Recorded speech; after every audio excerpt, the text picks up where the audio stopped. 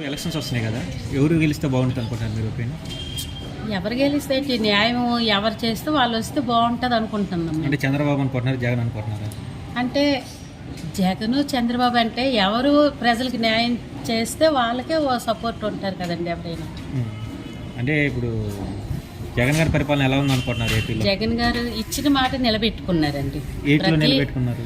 ప్రతి హామీలు ఇచ్చారు కదా, చేయూత అనగా, ఆసరా అనగా, ఇంకా పిల్లలకి విద్యాదీవన అన్నీ ఇచ్చారు కదా, అన్నీ నిలబెట్టుకున్నారు ఆయన. ఎలా చేసినా సరే ఇచ్చిన హామీలు మాత్రం నిలబెట్టుకున్నారు కదా ఆయన. కానీ ఇప్పుడు చంద్రబాబు కూడా 6 గ్యారెంటీలు అని చెప్పి 6 పథకాలు తీసుకొస్తున్నారు కదా, వాటిని ఏమో ఎవరు చెప్పగలరండి. చెప్పండి. ఎవరు వచ్చినా సరే మరి న్యాయం చేస్తారు అనుకుంటున్నాం మేమైతే. ఇప్పుడు చంద్రబాబు పవన్ కళ్యాణ్ కలిసి వస్తున్నారు కదా, ఆ ఎఫెక్ట్ ఏమైనా జగన్ మీద పడిద్దంటారా? ఏమంటే వాళ్ళిద్దరు కదా సపోర్ట్, ఆయన ఒక్కలే కదా, జగన్ గారు ఒక్కరే కదా. ఇద్దరైనప్పుడు ఇద్దరు గెలుస్తారనేసి నమ్మకం ఉంది మా మనసులో మాట. ఓకే, పోయినసారి జగన్ గారికి 150 సీట్లు వచ్చినాయి, ఈసారి ఎన్ని వస్తాయి అనుకుంటున్నారు?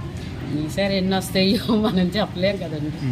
చంద్రబాబు పవన్ కళ్యాణ్ కలవటం అనేది కరెక్టేనా? ప్రజలకి అది మన ఓన్ గా రావాలి కదండి, ఏదైనా సరే సింగిల్ గా రావాలి కదా.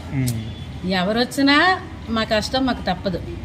ఇచ్చినవి అందుకుంటున్నారు, ఎవరు వచ్చినా ఇచ్చినవి హామీలు మాత్రం ప్రతి ఒక్కరు కూడా తీసుకుంటున్నారు. కానీ ప్రజల ఉద్దేశం ఎలాగుందో మనం ఏం చెప్పగలమండి, చెప్పండి. కానీ జగన్ గారు మద్య నిషేధం అన్నారు, అంటే అమరావతి అది ఒక్కటే లేదు కానీ అన్ని ఇచ్చిన హామీలన్నీ నిలబెట్టారు కదా. రాజధాని అంటే మరి మాకు తెలియదు కదా. మీకు జగన్ ఇచ్చిన పథకాల మీకు ఏమైనా వచ్చిన లబ్ధి పొందాము మేము. ఏ పథకాలు? చేయూత, ఆసరా, ఓకే, ఇంకా అంటే వచ్చాయి మాకు. ఇంకేం రాలేదు.